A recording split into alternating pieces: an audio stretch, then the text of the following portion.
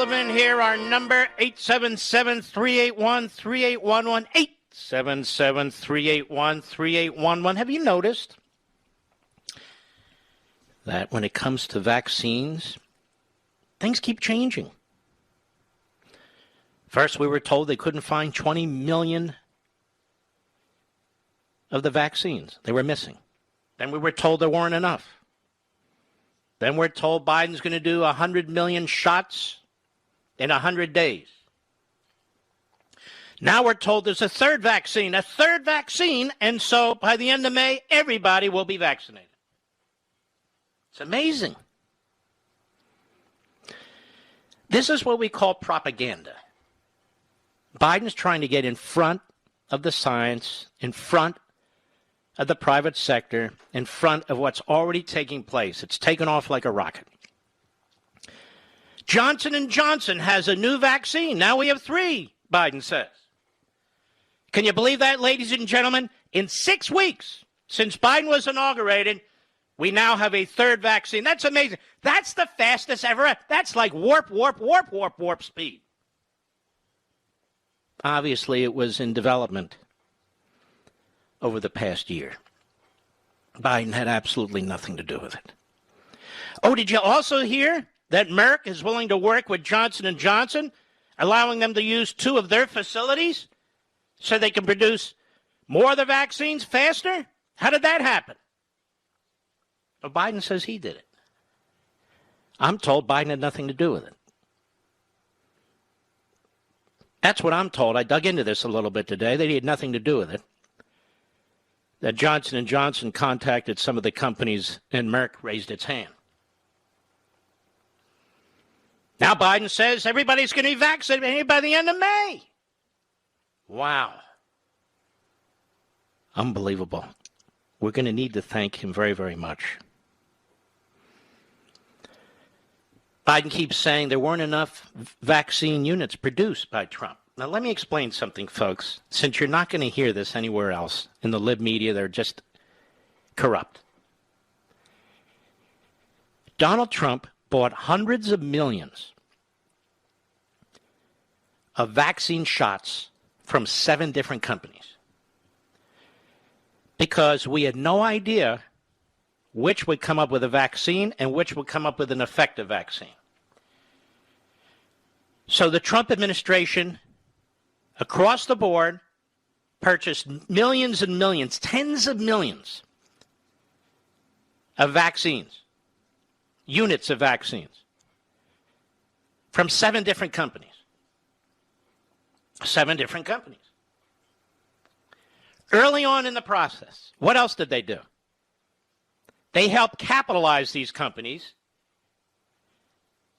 with our subsidies so they wouldn't have to worry about so much the cost effects in order to move them along as quickly as possible. So they were in part capitalized by you and me under the Trump administration. What else did he do? Well, they were getting early information and monitoring what these companies were doing. So among other things, they knew, as a matter of fact, the Pfizer vaccine would require really extraordinary efforts to store it and distribute it because it requires a temperature of about 70 degrees below zero. Well, that doesn't just happen. Even most freezer trucks and freezer cars on trains aren't 70 degrees below zero. So these vaccines have to be packed a certain way. Tens of millions of them. Not so simple. And even the other vaccine requires 32 degrees below zero. So these are things the Trump administration, the President of the United States at the time, had to overcome. They didn't know that Pfizer would be the first one out of the box. But who knew? And Pfizer didn't know if it could produce so many units. Pfizer's an international company. It also has assembly lines all over the world. It's producing units everywhere. But in steps Joe Biden, because his chief of staff, Ron Klain, apparently is running the country. That's the word. this lobbyist, this dark money guy, this slime ball, apparently is running our country. So here's Biden today, reading from a teleprompter. Cut 22, go. Among the things I learned when I came in office was that Johnson & Johnson was behind in manufacturing and production. So you see, these companies and these heroes that are working day and night, whose names are unknown, who are not going to get credit for anything, right out of his mouth, Biden must degrade what's going on in order to promote himself. Haven't you met people like this? Haven't you met people like this? They need to put down other people in order to promote themselves. We've all met people like this. They're diabolical. So here we have a company that's been plowing away, as the others have, They've been successful. And now he says, I came into office, I realized they were behind. Behind? 5 years it's behind. They weren't behind. There wasn't any specific schedule. They were working as fast as they could. Go ahead. Well, we had the potential of another highly effective vaccine to accompany the two existing vaccines. It simply wasn't coming fast enough. So in comes Biden and his team, They just get there. Where's the men's room? Where's the ladies' room? Where's the cafe? I'd like a hamburger, Not the genius of the private sector. Not the genius of the private sector. No, it was the radical left-wing crackpots, a relative handful of them, who Biden surrounded himself with. They did it. We would like their names. Exactly which staffers did what? Exactly which officials did what in the Biden administration that he brought in with him? I want to know. Who were they? What are their names? They going to make themselves available at a press conference? Of course not. Biden is a propagandist. That's what he is. That's it. Go ahead. So my team has been hard at work to accelerate that Who effort. did what? Who did what with whom? Your team. Who the hell's on your team?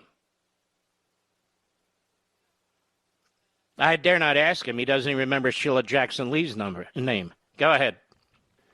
As I've always said, this is a wartime effort, and every action has been on the table, including putting together breakthrough approaches. There are no you haven't put together a damn thing, you damn fool. You are a pathetic, unbelievable, pathetic clown. Hey, Jeremy Peters over there at the New York Slimes, can you tell us exactly who and what took place? His team, what did they do? Philip Bump over at the Washington Compost, can you tell us? No? You can't tell us? How about Jim Sciutto over there at CNN? Can he tell us? Andrea Mitchell, MSNBC, can you tell us? What exactly and who exactly did what? Go ahead.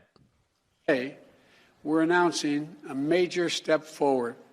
Two of the largest healthcare and pharmaceutical companies in the world that are usually competitors are working together on the vaccine. They're not working together on the vaccine. Johnson & Johnson developed the vaccine, and Merck has agreed to open two of its facilities to allow the production of that vaccine in addition to Johnson & Johnson so they can create more. Go ahead. Johnson and Merck will work together to expand the production of Johnson & Johnson's vaccine. This is the type of collaboration between companies we saw in World War II.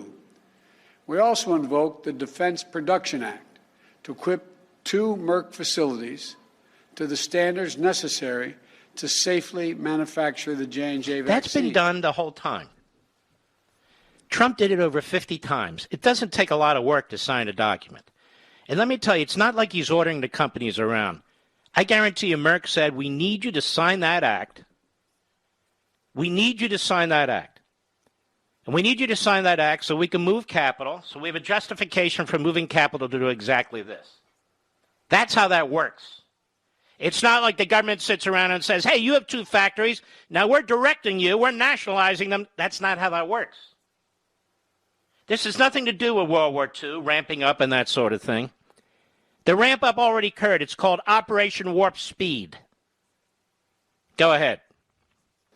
And with the urging and assistance of my administration, Johnson & Johnson is also taking additional new actions to safely accelerate vaccine. So the urging and assistance of his administration.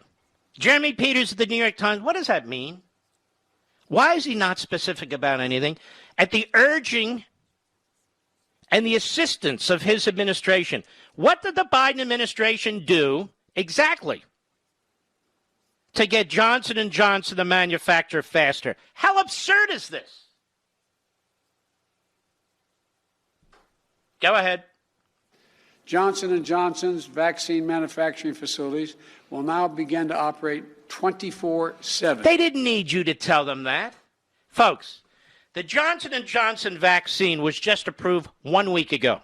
They've been working on it since the Trump administration and Operation Warp Speed. The Trump administration had already bought a ton of their vaccines even before they produced one. They already had a plan for distribution. A plan for distribution. Once they figured out they got their emergency approval, they ramp up. That's what they do. You don't ramp up before you get approval.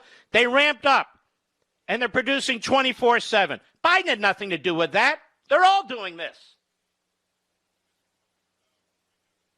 He's taking bows. He's curtsying. He's trying to take credit for the hard work of the men and women in the white robes who are working in these labs, in the white jackets, the scientists. He's trying to take credit for their work. Go ahead. In addition, we'll continue to use the Defense Production Act to expedite critical materials in vaccine production, such as equipment, machinery, and supplies. I've also asked the Department of Defense to provide daily logistical support. The Department of Defense was brought into this months and months and months ago as a crucial part of the operation to distribute the vaccines long before Joe Biden showed up. He hasn't done anything. Prove me wrong, media. Prove me wrong. By the way, this is the 50th anniversary of the bombing attack by the radical Marxist organization, the Weather Underground, on the Capitol building. Did you know that, Mr. Producer? They actually blew up a room in the Capitol building. Now, I could be short on memory here. I could be having a Biden. And maybe I'll coin that phrase now. I could be having a Biden. But I don't remember for months and months afterwards the National Guard surrounding the Capitol building with a razor fence like it's the Berlin Wall. I don't remember that. I don't remember that. And I remember when the radical Puerto Rican separatist group in the 1970s attacked the Capitol building too. Do you remember that, ladies and gentlemen? Yes, the FALN. I remember when the FALN attacked the cops and others, and Clinton and Obama together basically gave them all pardons and clemency. Remember all that? 50th anniversary of the attack by the Weather Underground on the Capitol building, and many of its members are now professors of the Weather Underground. You may have heard of Bill Ayers and Bernardine Dorn, huh? You heard of them? Obama's best friends? I'll be right back. Mark Levin.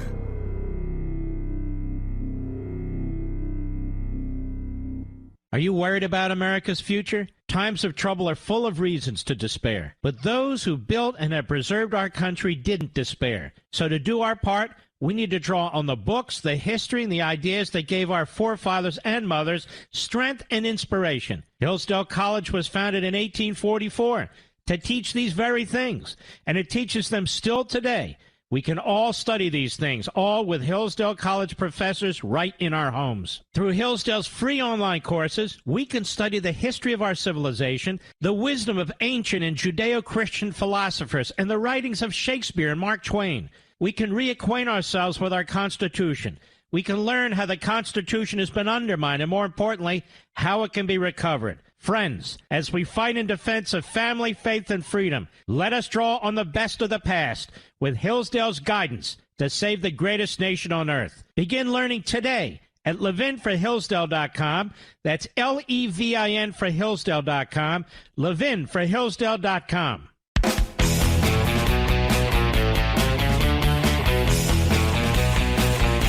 The Democrats on Capitol Hill today with their favorite FBI director, well, their second favorite FBI director in front of them. Let's stop pretending that the threat of Antifa is equivalent to the white supremacist threat. Don't you find this bizarre, ladies and gentlemen? Don't you find this bizarre? That you're supposed to pick and choose between threats? Cut 2, go. For the first time ever, we have failed to have a peaceful transfer of power, and many are questioning the legitimacy of the current administration. Well, first of all, you're a pathological and buffoonish liar. You spent years trying to undermine the 2016 election, and you guys undermined the 2020 election in at least 4 states by violating Article 2, Section 1, Clause 2 of the federal Constitution. And by the time I'm done doing this program, people are going to have that section memorized. Go ahead. The fact that this divisive political force is hateful and violent challenges all of us to redouble our efforts. I join my Republican colleagues unequivocally in condemning left-wing violence, but let's stop pretending that the threat of Antifa is equivalent to the white supremacist threat. Well, let me ask this question. Since the death threats I've gotten have always been from white supremacists and neo-Nazis, let's ask this question. What's been the problem in Minneapolis? What's been the problem in Philadelphia? What's been the problem in New York? Which groups have been the problem? Just curious. I'll be right back.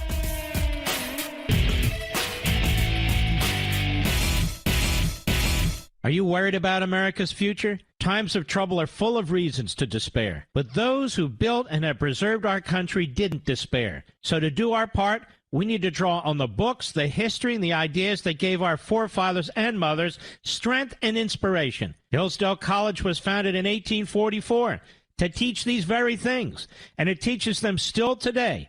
We can all study these things, all with Hillsdale College professors right in our homes. Through Hillsdale's free online courses, we can study the history of our civilization, the wisdom of ancient and Judeo-Christian philosophers, and the writings of Shakespeare and Mark Twain. We can reacquaint ourselves with our Constitution. We can learn how the Constitution has been undermined, and more importantly, how it can be recovered. Friends, as we fight in defense of family, faith, and freedom, let us draw on the best of the past with Hillsdale's guidance to save the greatest nation on earth. Begin learning today at levinforhillsdale.com. That's Levin for Hillsdale.com. levinforhillsdale.com.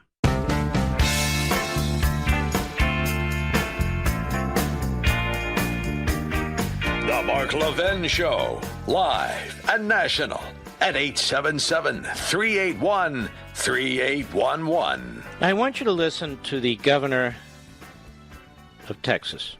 The governor of Mississippi has followed suit. Other governors are too. I want you to listen to what he has to say. And then I want you to ask yourselves, why is he doing this? Cut 10, go.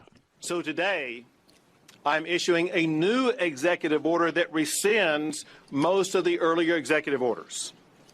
Effective next Wednesday, all businesses of any type are allowed to open 100%.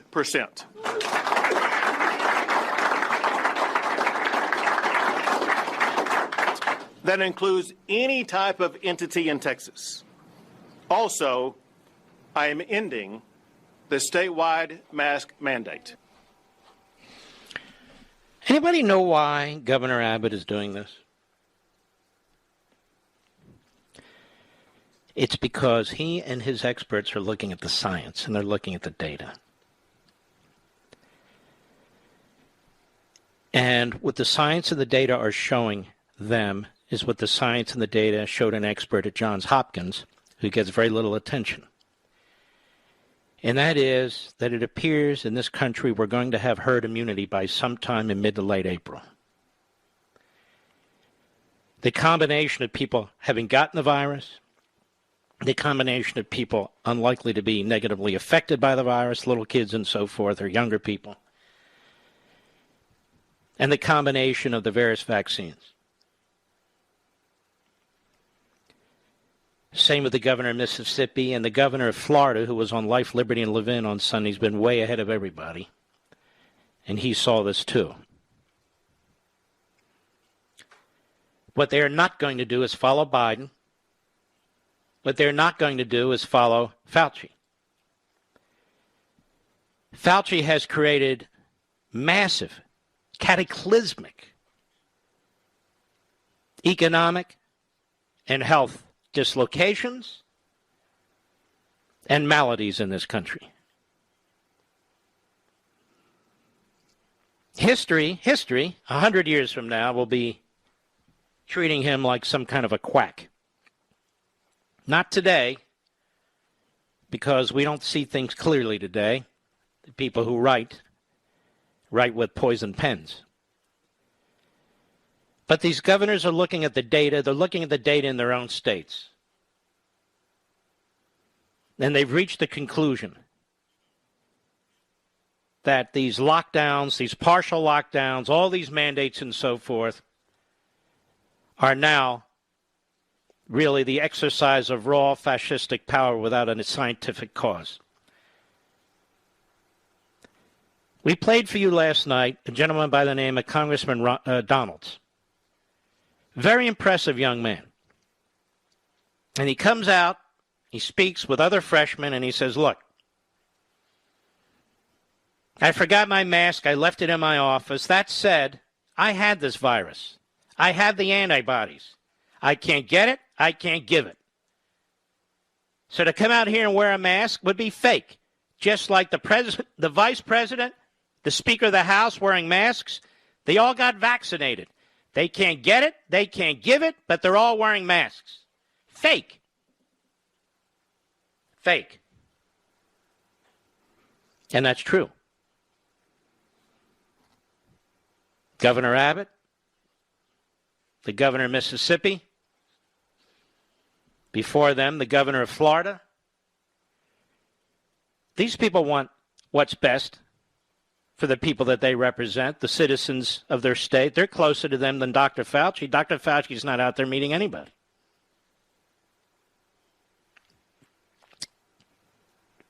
And so the corner's being turned. Biden's trying to get in front of it with his propaganda, which is so outrageous and dishonest. The media will not give Donald Trump and his staff and his administration credit for any of this, and yet they're responsible for all of it. All of it. Pretty incredible, don't you think? All right, I want to move on. There's just so much to get to here. I made a note to myself. What do Mr. and Mrs. Potato Head, the Muppets, Dr. Seuss, and Curious George have in common? They've all been banned, in part or a whole, as racist. Racist. Or sexist. We're living in a world of absolute insanity where the biggest crackpots on the hardcore left get to dictate for the rest of us what we can do, what we can say, how we can live, how our children are going to look in the mirror. The insanity is beyond belief. There's nothing wrong with Mr. and Mrs. Potato Head. Nothing. Mr. and Mrs. Potato Head. They don't even have a piece for genitalia, do they, Mr. Producer? But if there are people out there who are offended by it, go to hell. I could care less if you're offended by it. Why do I care? If that offends you, you're screwed up. The Muppets. Dr. Seuss, for God's sakes. Curious George. All wholesome kids' books, kids' toys, a kids' show that teach your children good things. If you see racism or sexism, any of that, that's because you have a screw loose, because you're a nut. That's why. And because the nuts now control so many aspects of this culture and society, they spread their idiocy far and wide. I would strongly encourage you to go out and get a Mr. and Mrs. Potato Head. I would strongly encourage you to watch the Muppets. I would strongly encourage you to get the Dr. Seuss books and the Curious George books. This is part of Americana, not part of a racist, sexist society. You know, Barry Goldwater once said that if the government has the power to regulate little things, it has the power to regulate everything. But this isn't even the government. Well, in some cases it is, school districts and so forth. But it's corporatists who buckle. Let me tell you a little secret. These boardrooms are filled with liberals and leftists. They are filled with liberals and leftists. I know. I've had to deal with some of them. They are frightened. They are cowards. They haven't actually created anything or built anything. And yet they sit on these boards. As their companies are going to hell, they pay themselves very nicely. This offends them, right?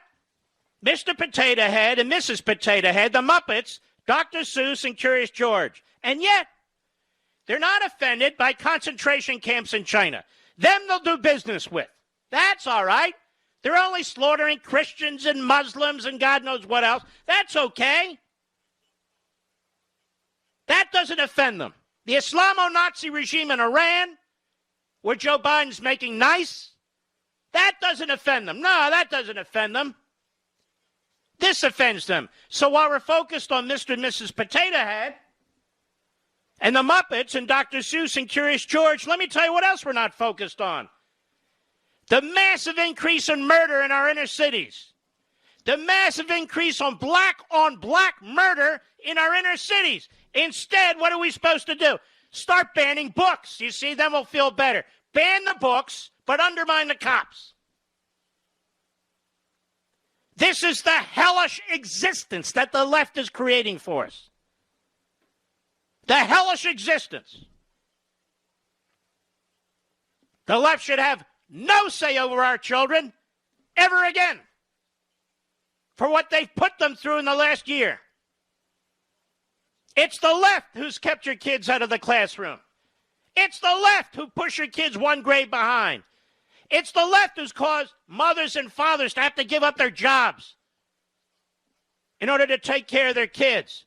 It's the left that keeps increasing your property taxes to pay for the salaries, pensions, and medical benefits of people who aren't working.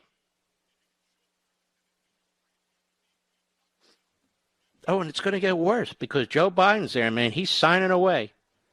And I'm convinced his chief of staff is running this country. He's to be held accountable. You know what? My wife and I talk about this. What kind of a wife? Ready for this, media? Ready for this? What kind of a wife can Dr. Jill Biden possibly be? She knows better than anybody that her husband is simply not capable of being president of the United States. She knew before he ran, she knew when he was running, and she knows right now. What kind of a wife does that? He gets up and he humiliates himself. Oh, what am I doing here? What am I doing here? I've lost my place. Because he can't remember the name of one or two congresspeople. What am I doing here? I lost my place. He's trying to say over 500,000 people have died from the coronavirus. He needs his card. Where's my card? I don't remember the number. His vice president's making all the calls, or most of them, to heads of state. The greatest country on the face of the earth. An enormously powerful office. And this is what we have. This is what we have. And the media know it, and the media want it. It's disgusting. Levin for Hillsdale.com. I'll be right back. Mark Levin.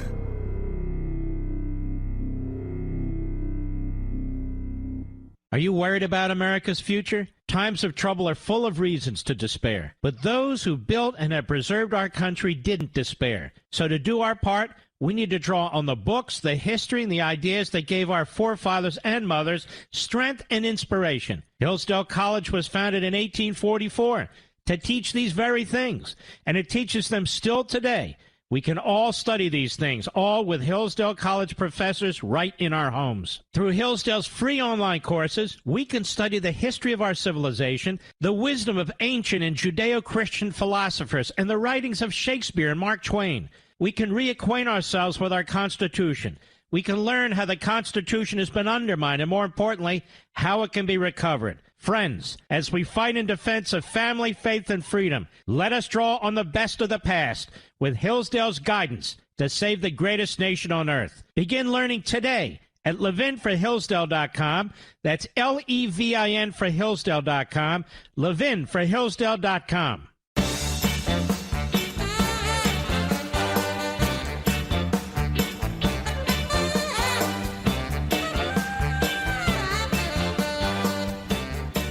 Now, this Dr. Seuss stuff started in a county called Loudoun County, Virginia, in the Loudoun County Public School System. I live in this county with their confiscatory property taxes, their confiscatory water taxes, and sewage taxes, where they raised the pay for teachers, I'm told, around 7%. It's too bad other hosts don't have the guts to talk about this. They're so afraid of their ratings, but I'm going to jump into this. I've lived in this county for 20 years. It was a dark red county when I first moved here, which is why I moved here. No, I don't much like living around liberals, because most of them aren't very nice people. Then they want to know your business. I would say it's really in the last 6 to 7 years that this county has flipped from hardcore Republican to hardcore Democrat. We now have a Democrat-controlled school board. I think that's the first since I've been here. We have a Democrat-controlled board of supervisors, all happened in the last few years. We have a crazy-ass congresswoman who represents this area as well as parts of Fairfax County and another county. And everything's going south. What do I mean? Into the toilet. Into the toilet. The Loudoun County Public Schools District in Virginia, this is from CNJ, has told its teachers to avoid a focus on books by Dr. Seuss. Today is his birthday, so it was supposed to be a big celebration of Dr. Seuss. His books are great. On Read Across America Day, what we ought to call it is Burn Books Across America Day, ladies and gentlemen. The author's birthday, indicating that books by the famous children's author have, quote, radical undertones, unquote, that are not acceptable in 2021 for, quote, culturally responsive and racially conscious, unquote, teaching. What bullcrap?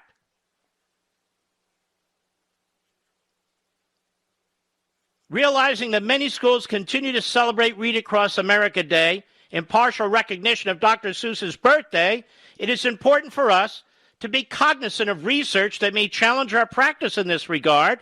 What research in what regard? Said the Loudoun County Public Schools in an announcement.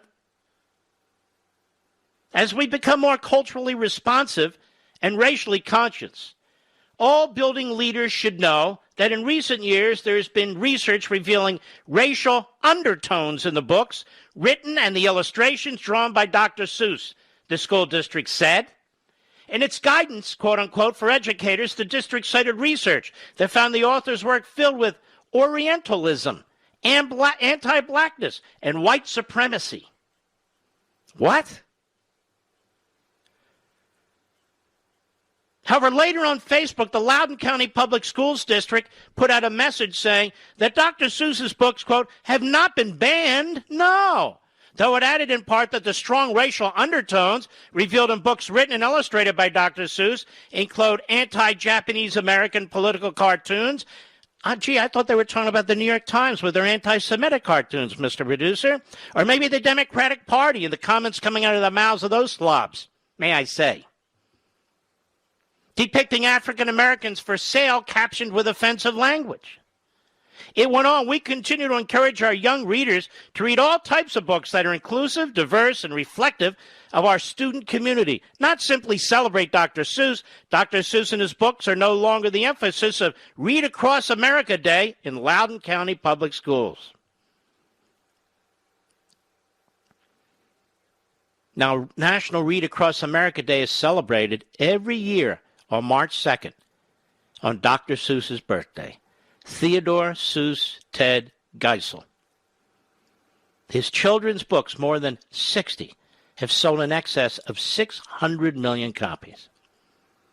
His classics include If I Ran the Zoo, Horton Hears a Who, If I Ran the Circus, The Cat in the Hat, How the Grinch Stole Christmas, Green Eggs and Ham. Stories were the basis of numerous television specials, TV shows. We just didn't know. Our unconscious, subconscious, no conscious. Where's conscious? We just didn't know. Now we know. Thanks for telling us. You know, my dad wrote a book for kids, Art Police. Remember that, Mr. Producer? Your son reads it. A lot of people read it. Promoting the police. Little did he know before he died how important that book would be. But he wanted children to know that they should respect the police. That the police are here to protect us, and they protect us. So on the cover, there's a police person and a number of children, including an African American. And you know what one of the people said attacking the book, Mr. Producer?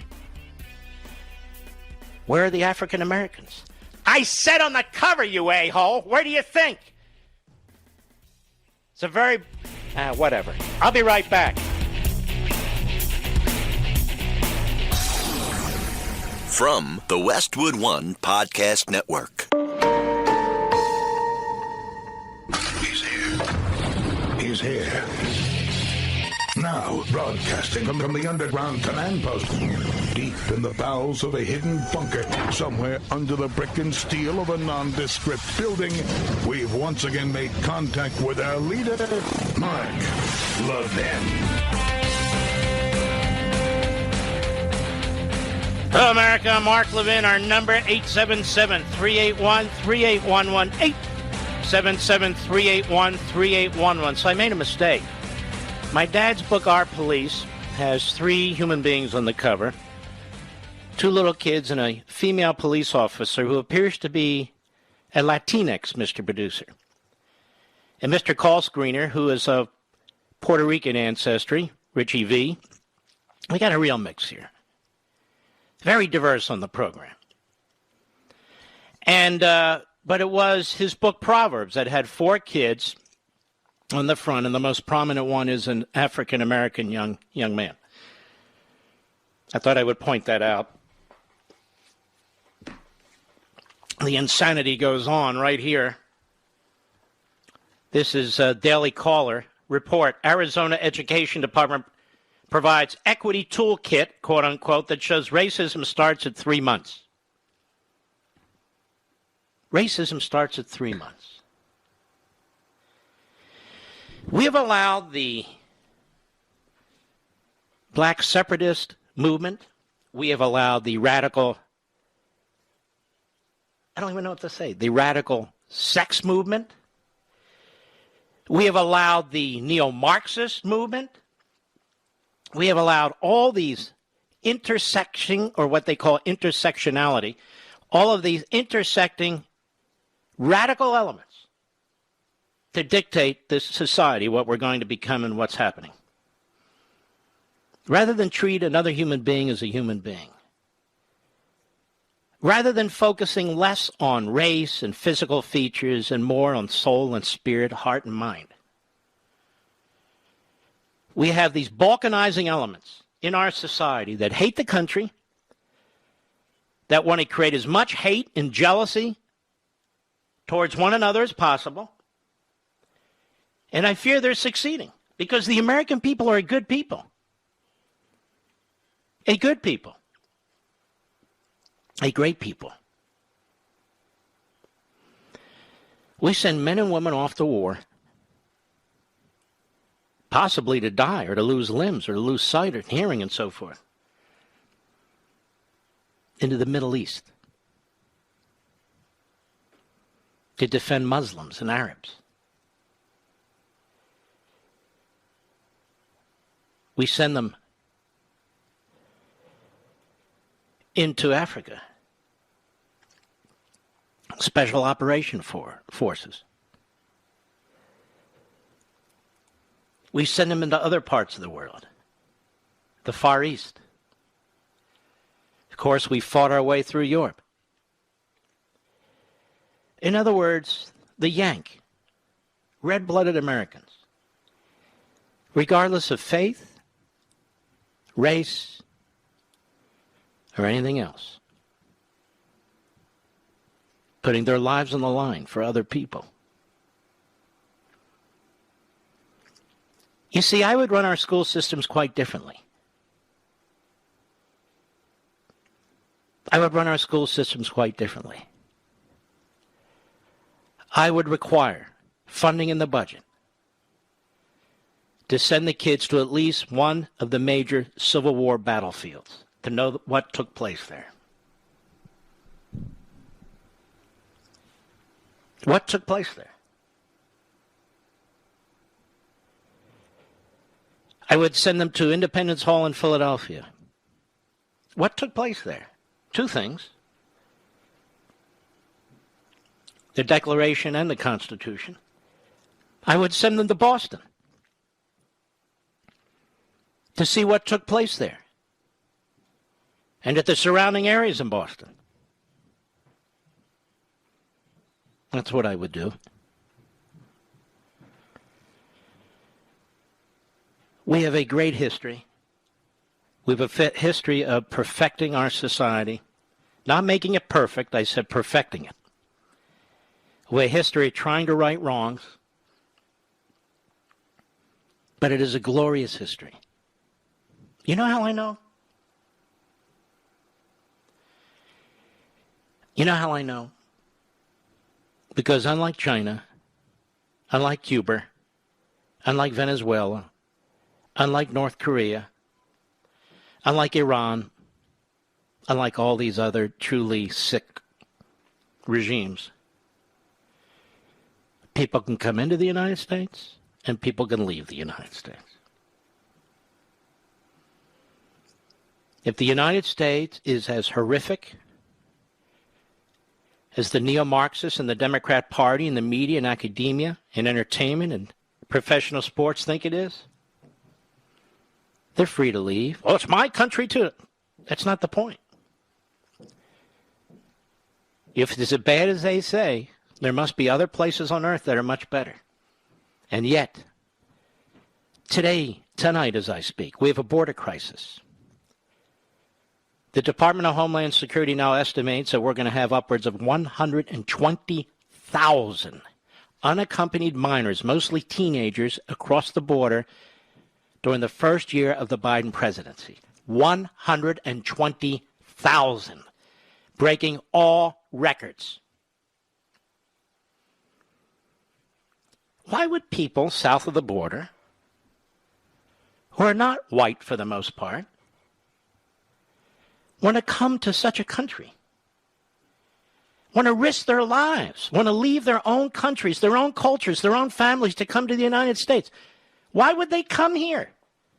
If our country is as BLM says, as Antifa says, as bad as Joe Biden and the Democrat Party say, as bad as LeBron James says, or Steph Curry or everybody, why would these people come here?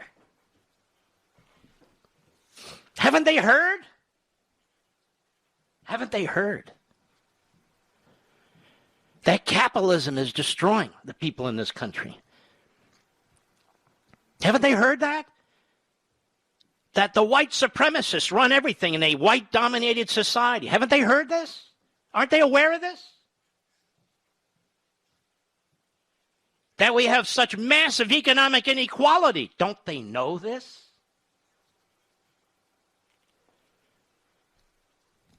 Why do they come here? By the millions and millions. And I'm talking about people who aren't white. Oh, they come too, but I'm talking about the others. Why would you voluntarily risk your lives in many cases to come to a place that hates you? Because we're living a lie. What you see on TV is a lie. What you're hearing from these school systems is a lie. It's a lie, a damnable lie. What comes out of LeBron James's mouth is a lie. What comes out of Joe Biden's mouth is a lie. These are lies that come out of the media. That's why. Because when people truly are desperate, truly are suffering, truly seek freedom, they come here. They come to the United States. I'll be right back. Mark Levin.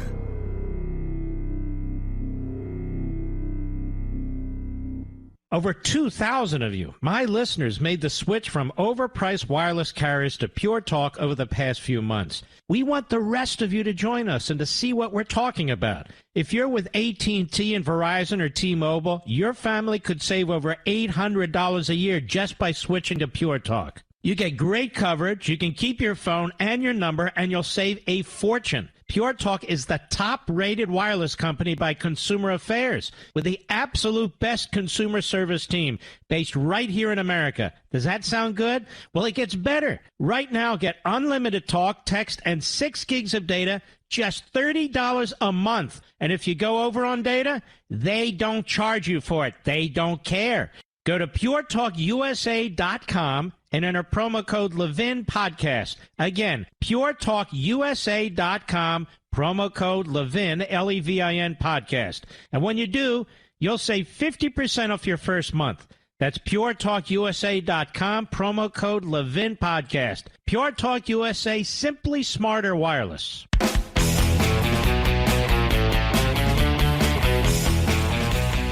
This may cause me to continue this after the bottom of the hour, but we were asked a question the other night, and I take your questions very, very seriously. Exactly what is in this HR1, SR1 voting proposal that everybody's so upset about, that Pelosi's pushing hard, that the Democrats want to put in place? What's the big deal? I want to discuss this with you because I have talked about this subject probably a little too broadly, but now let's get into some of the details. And we'll do that with the help of our friends at the Heritage Foundation. H.R. 1 would federalize and micromanage the election process administered by the states, imposing unnecessary, unwise, worse than that, and unconstitutional mandates on the states and reversing the decentralization of the American election process, which is essential to protection of our liberty and freedom. It would implement nationwide the worst changes in election rules that occurred during the 2020 election and go even further in eroding and eliminating basic security protocols that states have in place. You're not going to believe this as I get into this. So let's take a look.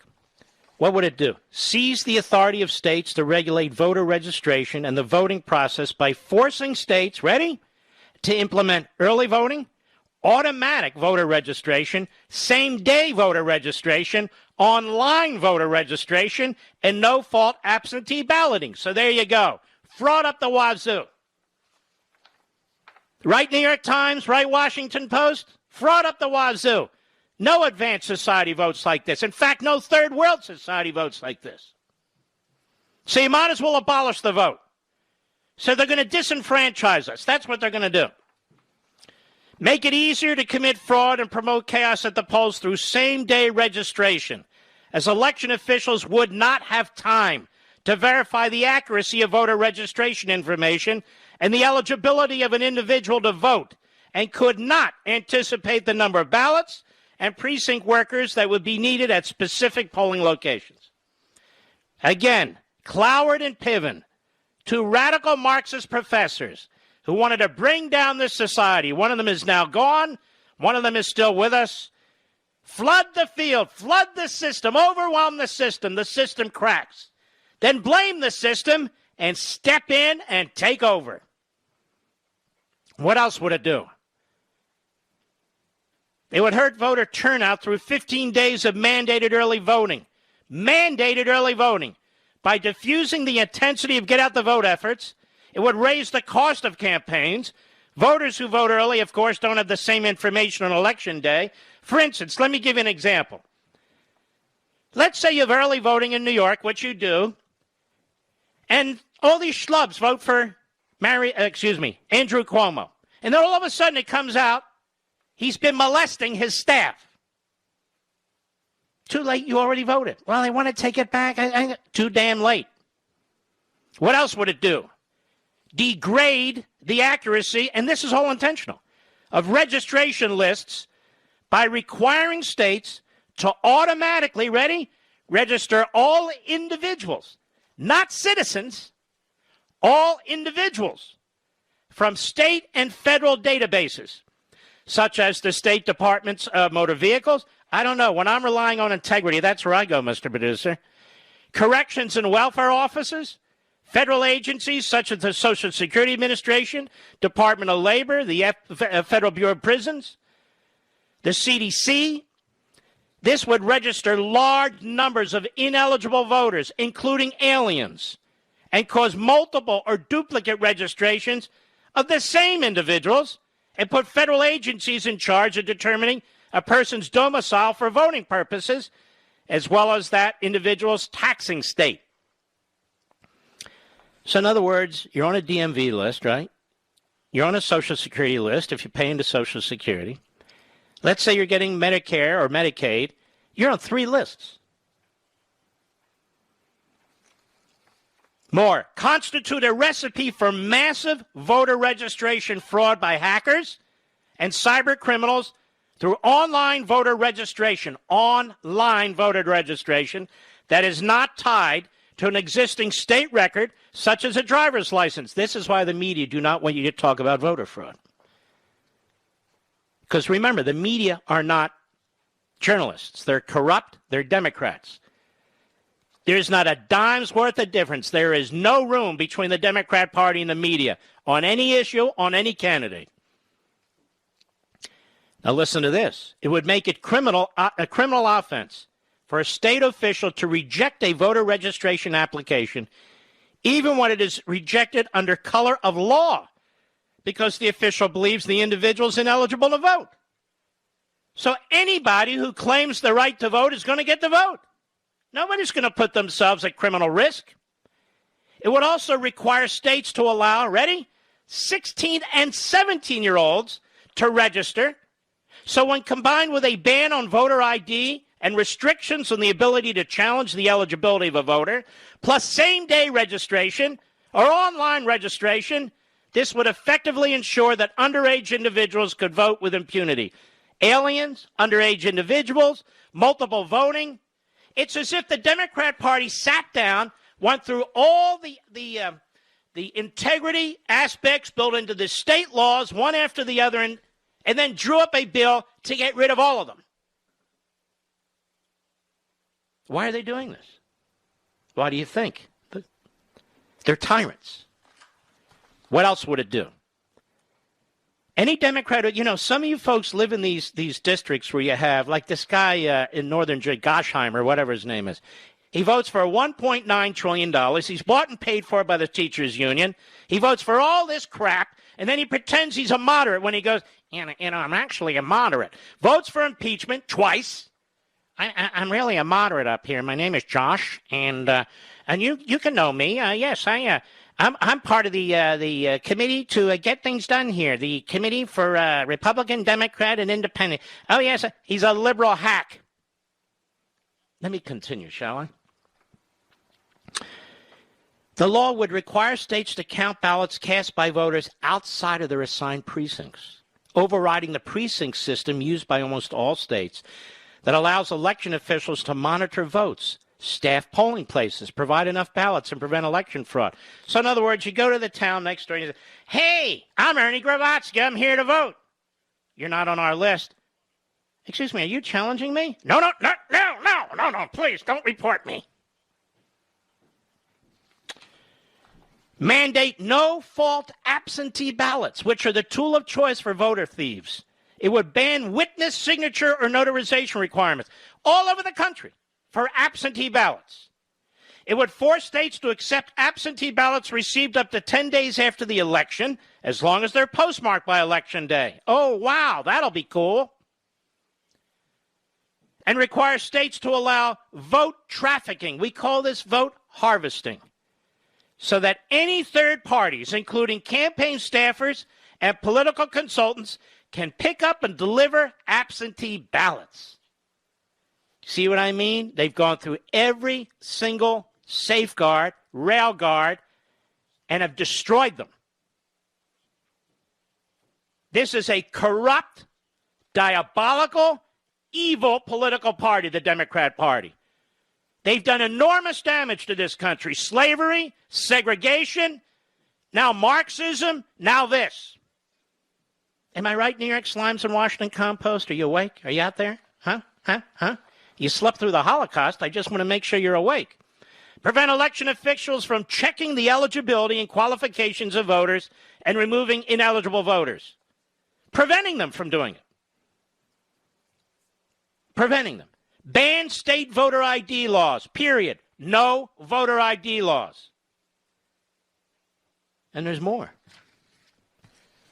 This is what the Democrats are voting for, including the so-called you need to kick their ass out. If you live in a Republican area and you let one of these fools in there, shame on you.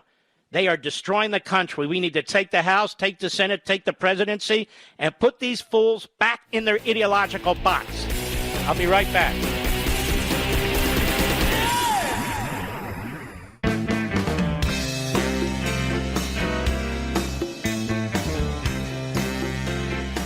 This is the nation's town hall meeting, and you can join in at 877-381-3811.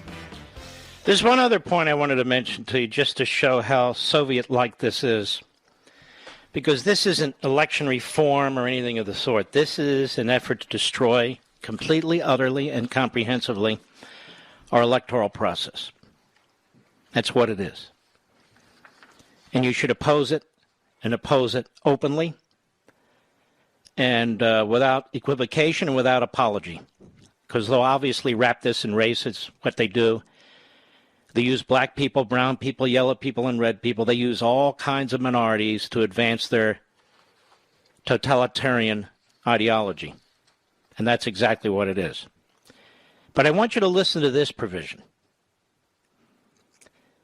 This law would establish a, quote, commission to protect democratic institutions. That sounds like something Maduro in Venezuela might set up. You know, it's like the opposite of what it actually does, but I want you to hear this. It defines democratic institutions as those that are, quote, essential to ensuring an independent judiciary, free and fair elections, and the rule of law, unquote. Oh, okay. What else? The commission will be given the authority to compel judges to testify and justify their legal decisions, compel judges, I guess with subpoenas, to testify and justify their legal decisions in the courtroom, threatening their independent judgment and subjecting them to political pressure and harassment. So in other words, you go to a federal judge, maybe a state judge, you challenge the authority of the bill, or you challenge something that took place in the election, and this commission has the authority to yank that judge in front of the commission and demand answers from the judge. Oh, and it does one other thing. Listen to this. Listen to the fascism behind what the Democrats are doing. Fascism. Got that, New York Times and Washington Post? You know how to spell it? Well, spell it. You bastards sit there, you let this happen because you're partisan hacks when you should be doing headline after headline condemning this? They would limit access to federal courts for anyone challenging this law. In other words, they would deny you due process. They would limit access to federal courts for anyone challenging this law. The bill would prohibit the filing of any lawsuits challenging the constitutionality of H.R. 1 anywhere except in the District Court for the District of Columbia, because they are loaded with Democrat judges, and would allow the court to order all plaintiffs and interveners all over the country, all 50 states, regardless of their number, to file joint papers or to be represented by a single attorney at oral argument, severely limiting the legal representation and due process rights of the challengers. You see, they know what they do legally. They cherry pick, forum shop, courtrooms, judges, and maybe they'll bring 25 cases in 25 different judicial districts in the country. And maybe they'll lose 20 of them, but they'll win 5 of them. And then they'll get one knucklehead on the court in black robes, so he must be Your Honor, to issue a nationwide injunction. Well, they do not want their tactics used against them. That's why they put this in here. This is a vile, cancerous effort to destroy the electorate and to destroy the franchise. And yes, they will abuse minorities. They will use their names in order to advance this cause for the left. For the left. Now you know what's in this bill. And I want to strongly encourage you to call your member of the Senate, because this is going to go through the House. I want you to call your senator. I don't care if they're a Democrat or a Republican. I want you to do it civilly and politely and make it abundantly clear that if they vote for anything like this, that you will not only vote against them, you will campaign against them. You will donate money to stop them. Because this has nothing to do with the title of the bill, For the People Act of 2021. This is the Destroy America Act. That's all it is. It is a power grab for the Democrat Party.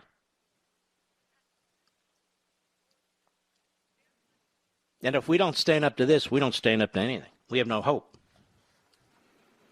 This would take the state legislatures out of the picture completely. In fact, this would eliminate the involvement of the states, period. This turns on its head the entire operation of the federal vis-a-vis state governments, the entire purpose for our constitutional order, the entire purpose for a constitution. The Constitution doesn't give the federal government plenary power. If it has a foothold in a particular issue, therefore it can take over the entire issue. That's not what it says. In fact, if you read the Constitution, it goes on and on about the specific powers of this branch or that branch, and then leaves the rest of the powers to the states and the people. Well, guess what? The Democrats don't want to leave power to the states and the people. The Democrats do not care about this country. They care about their party. I'm not talking about rank and file Democrats, unless, of course, you vote for them, then you're joining in. But clearly, the leadership of the Democrat Party, its functionaries, its surrogates, its media fronts, all of them, they don't give a flying crap about this country, its history, its purpose, its principles. They're living high off the hog, high off of what you produce, off of your labor. They produce nothing. Bernie Sanders hasn't produced a damn thing in his life. Neither is Joe Biden. Neither have the newsrooms across this country. They don't give a crap about this country. It's all about power, power politics, and the Democrat Party. This will ensure the Democrat Party runs the country forever. Forever. and there'll be no ability to push back. None. None. This is a grave threat to the Republic. I want those of you who have House members who are Democrats, who campaign in your communities and tell you they're moderates, you know, they really don't agree with the radicalism of Ayach and Omar Tlaib and Presley and Pelosi, put them to the test. They just, all but two, voted for the $2 trillion boondoggle. They voted to impeach President Trump twice. And they're going to vote for this H.R. 1. These aren't moderates. These are radical crackpots who lied to you to get your vote. In these marginally Republican districts, they lied to you to get these votes. We have to take this very, very seriously. There's only so many ways we can influence this government. And those ways are receding as they draw more and more power into the central government. This is one of the reasons why when Joe Biden signs executive orders violating the Constitution's separation of powers, he's also making it impossible for you to have any say in your government. You can call your member of the House, you can call your senator, doesn't matter. Joe Biden just signed an executive order. Doesn't matter. The bureaucracy is going to regulate. The bureaucracy is immune from the popular will of the people, and so are executive orders. There's a legislative process where the people are supposed to know what's going on at the front end, how it works through the process, so we can have an impact. We can have input. We have no impact. We have no input. They're denying us our government. They're denying us our republic. And then when things are required to go through the treaty clause where they need 67 votes of the senators present, or 2/3 of the senators present, I should say, in the Senate, what do? They go around the Senate and they do the Iran deal. They go around the Senate and they do the Paris Agreement. They require treaties. As much as the Kyoto Treaty Agreement required a treaty, they couldn't get it. But because they know they're not going to get the votes, because they know once these issues are understood by the American people, no thanks to the media, but once the American people understand it, the American people reject Marxism. They reject selling out their sovereignty. They reject the inability to affect these governmental decisions when they're made in other capitals, foreign capitals, or their own capital for that matter.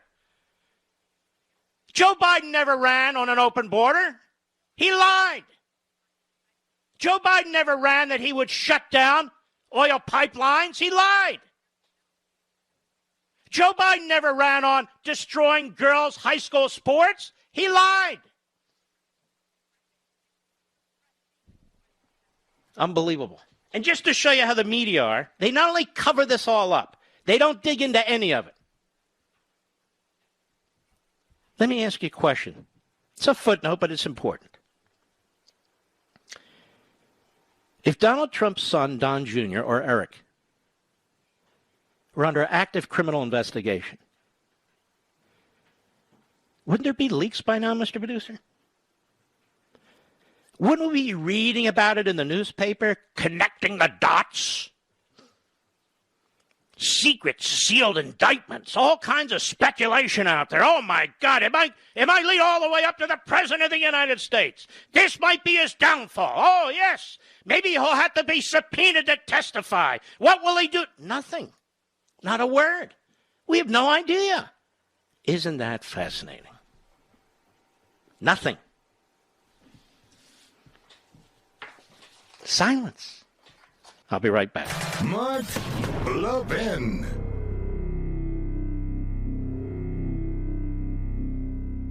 Over 2,000 of you, my listeners, made the switch from overpriced wireless carriers to Pure Talk over the past few months. We want the rest of you to join us and to see what we're talking about. If you're with AT&T and Verizon or T-Mobile, your family could save over $800 a year just by switching to Pure Talk. You get great coverage, you can keep your phone and your number, and you'll save a fortune. Pure Talk is the top-rated wireless company by Consumer Affairs, with the absolute best consumer service team based right here in America. Does that sound good? Well, it gets better. Right now, get unlimited talk, text, and 6 gigs of data, just $30 a month. And if you go over on data, they don't charge you for it. They don't care. Go to puretalkusa.com and enter promo code Levin Podcast. Again, puretalkusa.com, promo code Levin, Levin Podcast.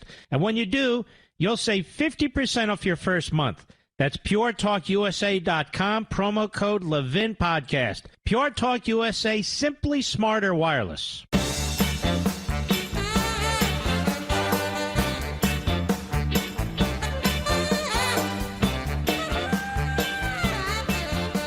All right, let us go to Tracy, Boston, XM Satellite. Go right ahead, Tracy. Hi, Mark. It's an honor to speak with you. Thank you. I've been a fan since the Levin days with Rush. Oh, yeah. And I've been enjoying your stories about Rush. What a great loss it was for all of us.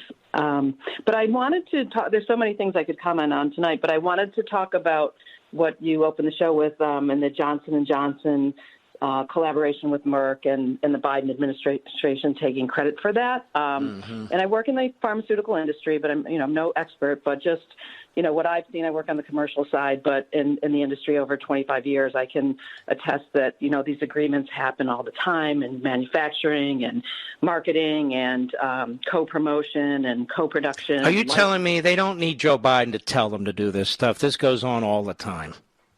Yeah, and to further corroborate that, I could tell you that on Johnson & Johnson's website today on their media page, they have 2 paragraphs. They have a Johnson & Johnson statement on collaboration with Merck, and it's just 8 lines here, but it says that we are pleased to collaborate with Merck as part of our global network to manufacture our COVID-19 vaccine.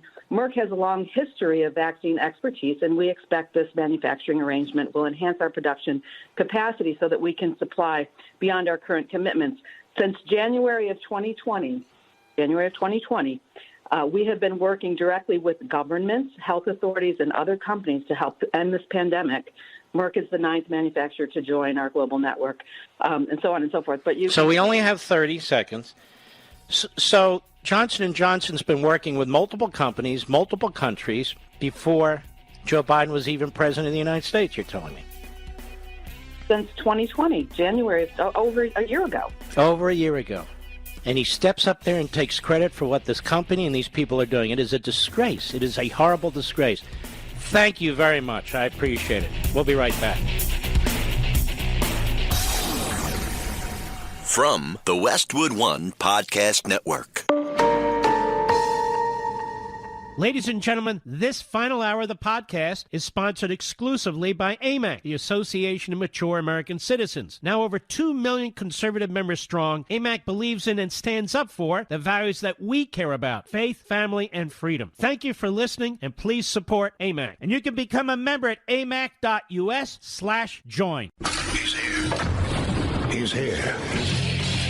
Now, broadcasting from the underground command post, deep in the bowels of a hidden bunker, somewhere under the brick and steel of a nondescript building, we've once again made contact with our leader, Mark Levin.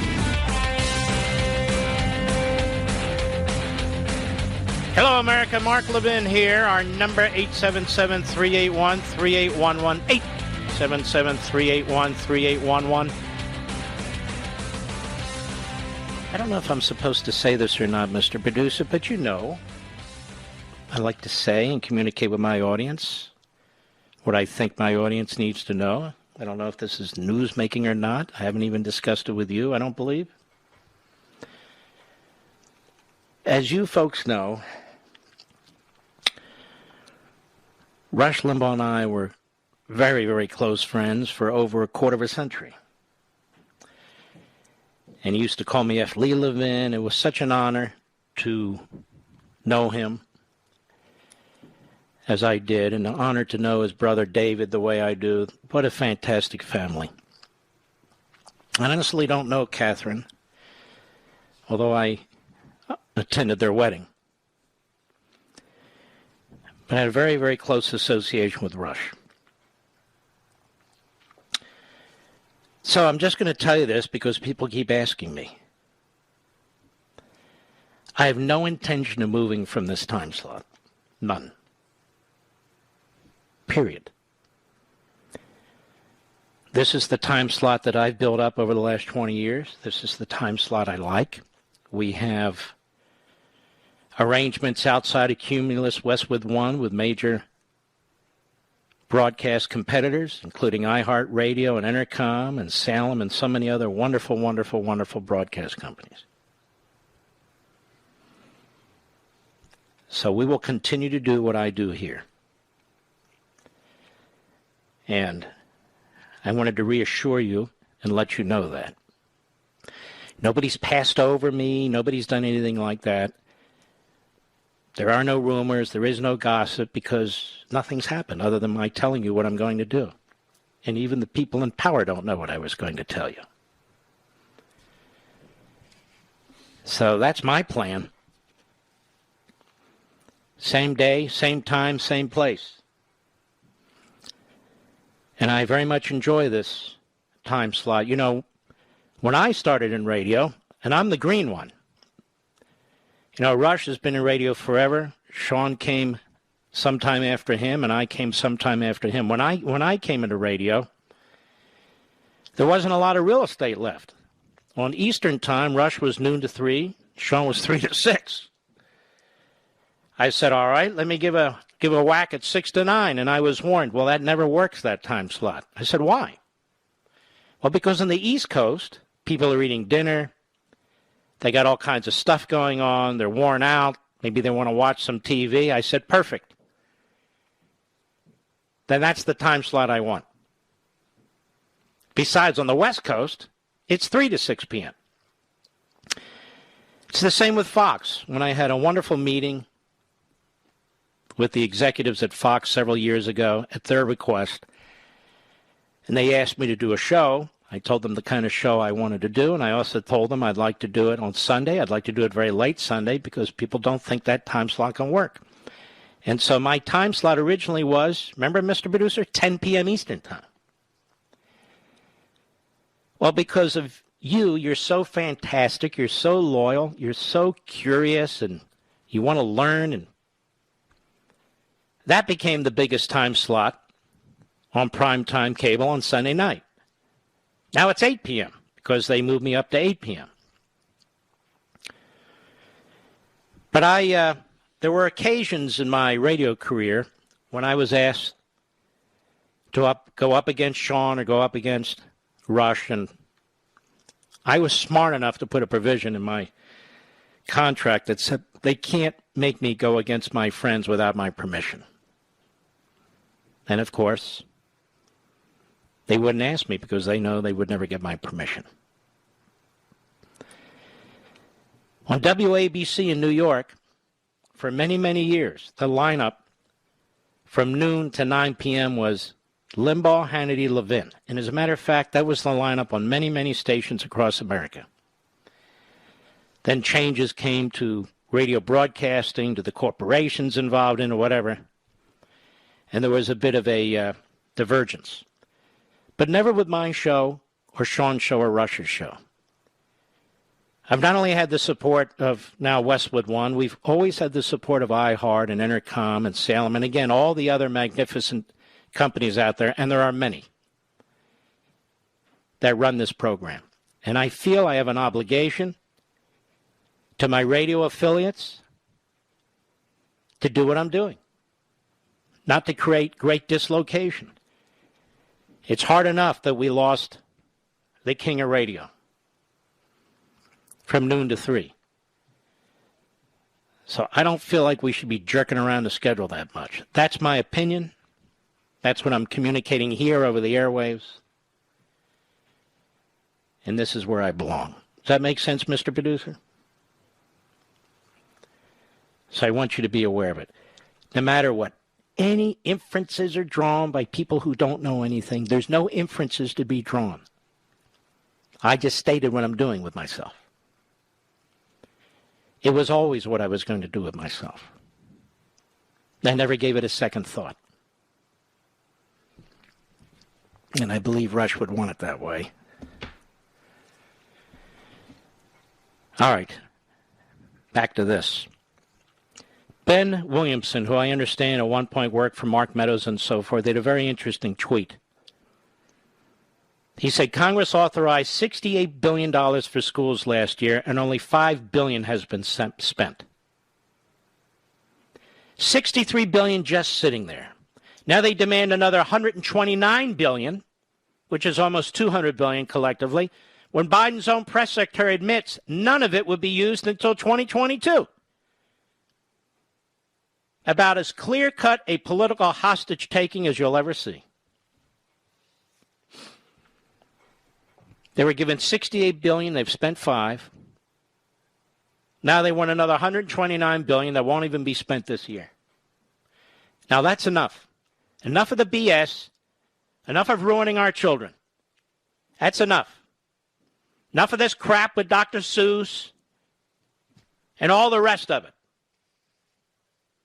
We've allowed the crackpots, the racists, the sex baiters, the radical leftists, the unions to take over our classrooms. Those are our children. Those are our precious flesh and blood. That's the future of the country. They're trying to indoctrinate them. You got the 1619 Project coming out of the New York Times, trying to destroy this country now, and now they've reached into our classrooms, into our elementary schools. That's enough.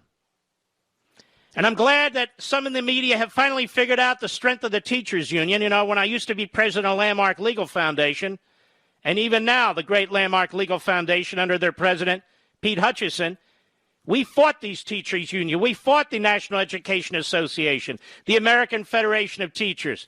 We fought them tooth and nail, nose to nose, eyeball to eyeball. They hated our guts. And look how the politicians roll over for them, scared to death, to the extent that they're willing to destroy the minds and the future of your little babies. Does the left really care about children? They push abortion on demand. They now have kept our schools closed. When the kids get there, they're being brainwashed with all kinds of filth. Filth about sex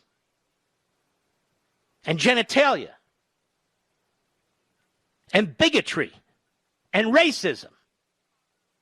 We've lost control of our local schools because your school board has no guts. The union overpowers them, and the superintendent and the administrators, not all, but too many, absolutely suck. You better start showing up at these board meetings or you're going to lose your children. You better start showing up at the budget meetings. You need to make demands. You're bigger than the teachers union. You're the parents. Those schools exist for you, not the employees, not the radical agendas. You need to demand that the Dr. Seuss books be put back. That's what you need to demand. You need to demand that they teach them substantive information. You need to demand that they remove the 1619 Project. That's what you need to do.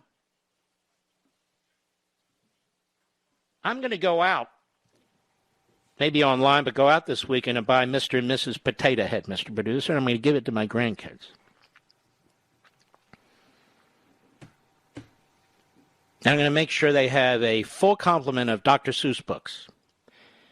You cannot be intimidated by these people, folks. You need to push back. You need to go on Amazon if that's where you go. The Dr. Seuss books need to go to the top of the list of bestsellers. You need to show these bastards that you're not going to buckle to this. They project onto everything whatever they want, walking around with chips on their shoulder or some ideological agenda. Those are your kids. Green eggs and ham?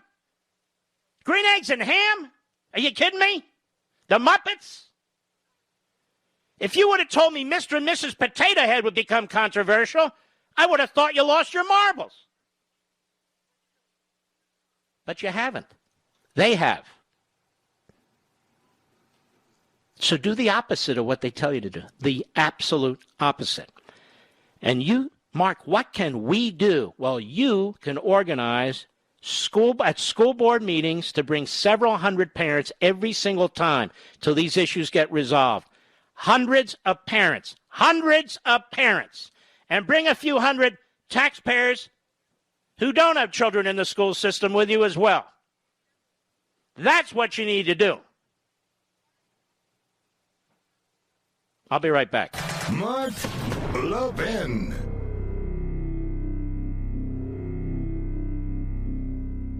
AMAC, the Association of Mature American Citizens, is one of the fastest growing organizations in America. Now over 2 million conservative members strong, and I'm one of them. AMAC believes in and stands up for the values that we constitutional conservatives care about. More than talk, AMAC fights. A full-time presence in Washington, AMAC pushes back against reckless spending, disasters like Medicare for All, and the expanding reach of the federal government. And beyond advocacy, joining AMAC gives you access to a wealth of benefits and discounts, including special member-only rates on car insurance, travel discounts, cell phone plans, and a hell of a lot more. And if that's not enough, you'll get AMAC's bi-monthly magazine, full of insightful articles on issues that matter to most of us, we conservatives. As I said, I'm an AMAC member, and you should be too. Join today at amac.us. That's AMAC.us. Stop supporting the liberal agenda that the other 50-plus organization has been pushing for. Join AMAC instead. AMAC.us.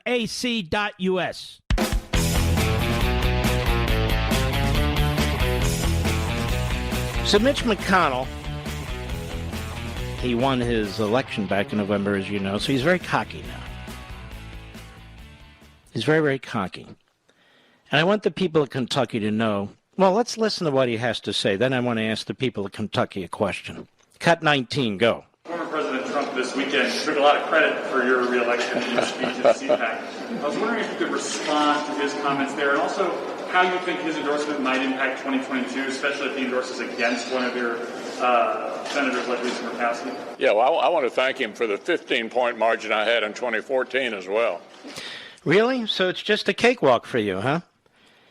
Well, all of you folks that were hearing his request, no, begging for campaign contributions, begging you for campaign contributions, that he was in a tight race, that he needed your help, that he was being outspent, that they were throwing everything they had at him, and they were running commercials, and they weren't true, and he needed the money to fight back. Now you know he's a fraud. You hear him snickering? Yeah, I want to thank him for the 15-point mark when I had a pepper 14. Well, then why did you shake down your constituents, your citizenry, for money? If this was a cakewalk for you, McConnell.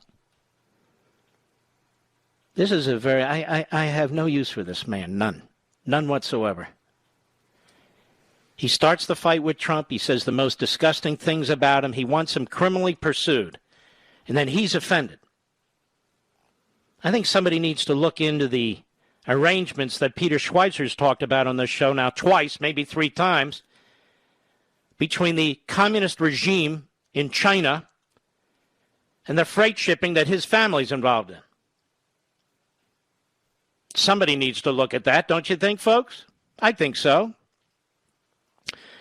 Then you have this reprobate Adam Kinzinger.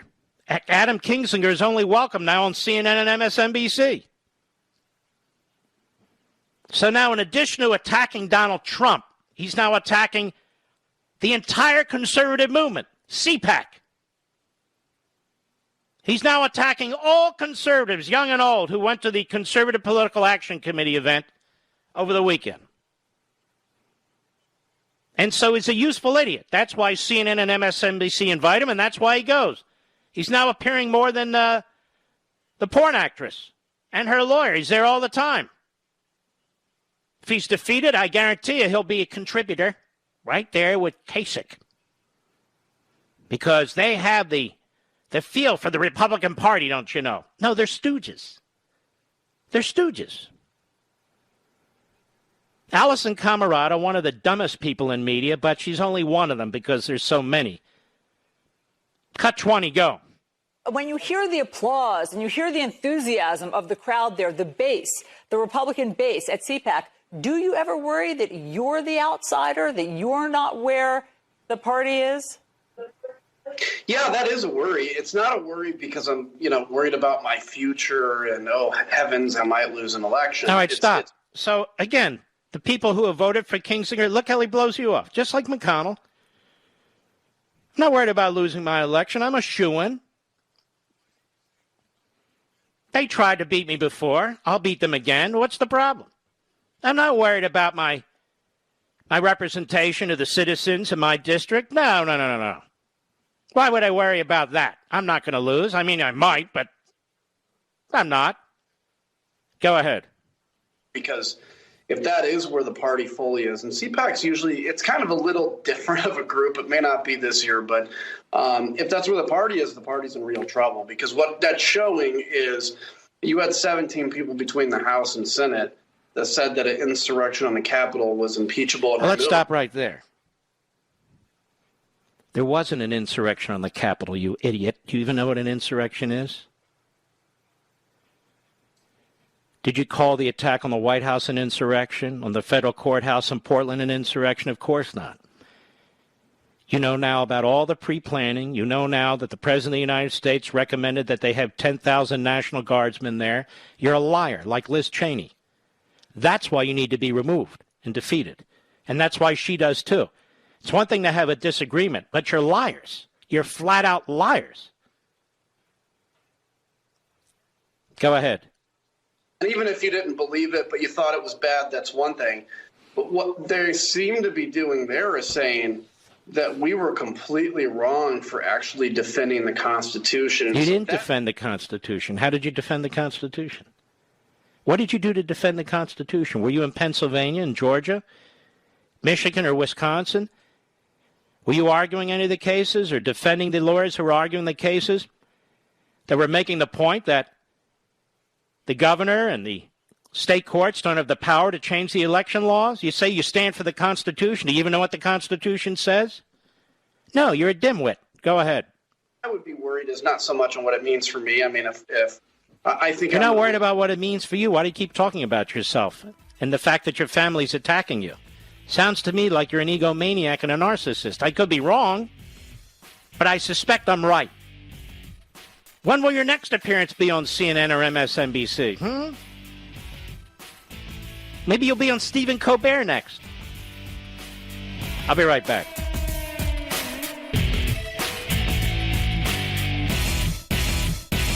AMAC, the Association of Mature American Citizens, is one of the fastest growing organizations in America. Now over 2 million conservative members strong, and I'm one of them. AMAC believes in and stands up for the values that we constitutional conservatives care about. More than talk, AMAC fights. A full-time presence in Washington, AMAC pushes back against reckless spending, disasters like Medicare for All, and the expanding reach of the federal government. And beyond advocacy, joining AMAC gives you access to a wealth of benefits and discounts, including special member-only rates on car insurance, travel discounts, cell phone plans, and a hell of a lot more. And if that's not enough, you'll get AMAC's bi-monthly magazine, full of insightful articles on issues that matter to most of us, we conservatives. As I said, I'm an AMAC member, and you should be too. Join today at amac.us. That's AMAC.us. Stop supporting the liberal agenda that the other 50-plus organization has been pushing for. Join AMAC instead. AMAC.us.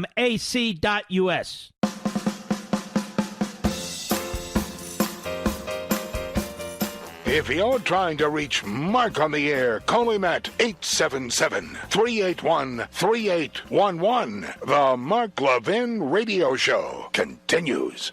You know what's so sad about this Dr. Seuss matter? There are many things that are sad about it, but the man who wrote these books. his name is tarnished because of a couple of buffoons that dragged him into their critical race theory attack machine. This is a man who spoke out for civil rights. This is a man who wrote about civil rights. This is a man who was celebrated by, and his books were celebrated by, Barack Milhouse Benito Obama and Mrs. Barack Milhouse Benito Obama. Now, all of a sudden, he's some kind of a bigot, and his books are projecting some kind of racism. What's happening in this country that's coming out of our universities and colleges, that's coming out of our law schools, that's coming out of big tech and our media is unconscionable. Absolutely unconscionable. Now the family of this man has to figure out how to defend him and to protect his reputation. He's long gone now. All the happiness he brought to little kids, all the fun. And just because a school district in Loudoun County, Virginia, and others issue a declaration from one or another kook,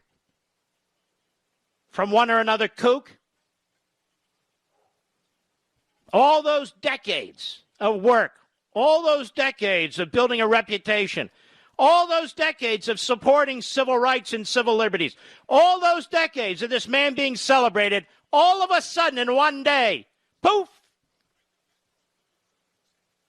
it disappears. Now he's part of the white dominant culture.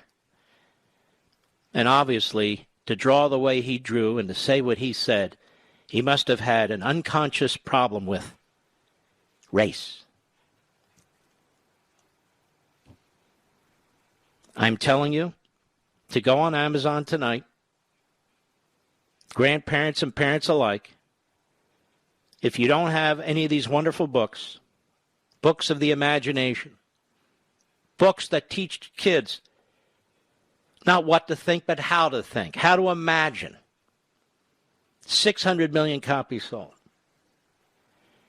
If you don't have any for your kids or grandkids, or you don't have some of them, fill the gaps now. Fill the gaps now. There's nothing wrong with these books. There's nothing wrong with these books. There will come a time when these same fools who are paid a fortune to be ignorant and to spread their ignorance through school systems, when they tell you that the Bible is racist, that the Bible is sexist. Because in the end, they want to push their ignorance, their narcissism, and their self-righteousness onto society. They want to control you. They want to control how you think and what you read. For years, I've been calling them the modern-day book burners. Well, they really are. Look at the books they're burning, effectively. And the publishers say nothing? And the newspaper companies say nothing? And big tech says nothing because they're involved in it. They're participating in it. You know, the only group of people who are actually defending liberty and free speech and freedom of association, even the kind of association and speech that they disagree with, is us, the conservatives, the constitutionalists. We're the only ones. We're the only ones. We've got members of Congress trying to deplatform cable networks that they disagree with. It's shocking. We've got a phony election bill here that has as its purpose to essentially end free elections in this country. To end free elections in this country by creating anarchy at the ballot box.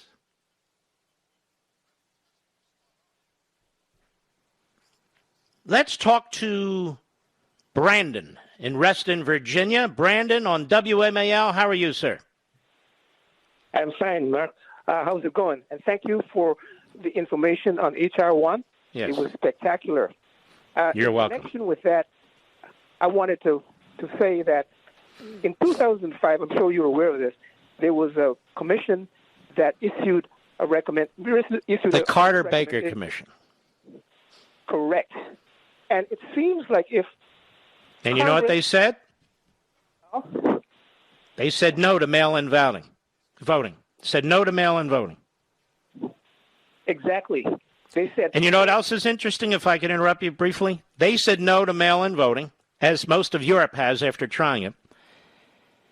And this Dominion, or whatever that company's called, they're not suing NBC. They're not suing PBS. Excuse me.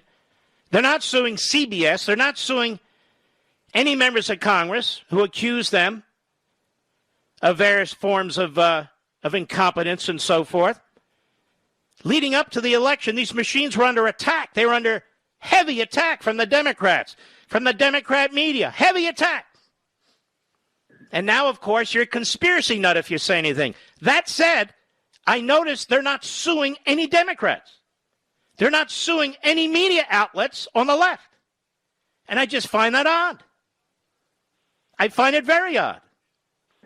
And I remember the Democrats going on and on, as you do, about the post office, that the post office is being intentionally defunded. Look at all the conspiracy theories and fraud allegations, even before the election, the Democrats were putting out about the post office, mailboxes missing overnight. That's what they were saying. Being removed by the Trump administration, particularly in minority areas, to prevent minority voting. You never heard a word about it after the election. Apparently that wasn't taking place. And then the boarding up of cities just in case Trump won. We had to protect our businesses because Antifa and Black Lives Matter, which apparently FBI Director Wray isn't all that worked up about, they were going to riot. They were going to burn. They were going to attack because they are and were exactly what I said. A paramilitary wing of the Democrat Party. Now, they're bigger than that.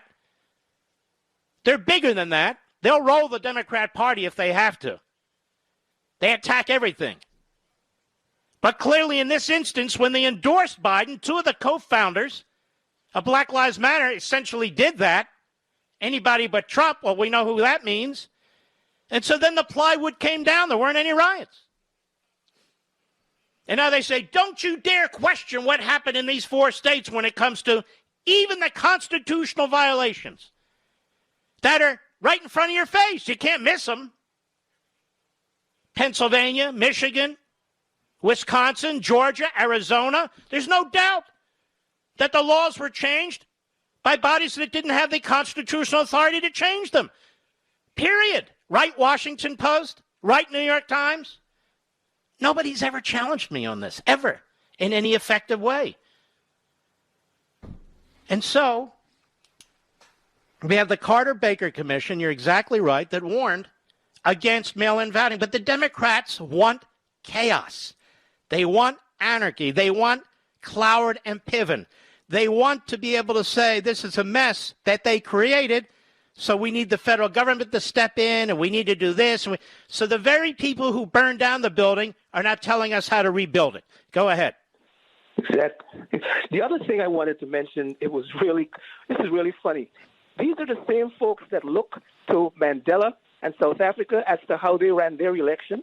And if you recall, in South Africa, there was this policy. If you don't have a voter ID, you couldn't vote. Mm-hmm. Where is that right now? I don't hear them say anything about that. They would ban voter ID. Ban it. Now, why would you ban it? Well, it's racist. No, it's not.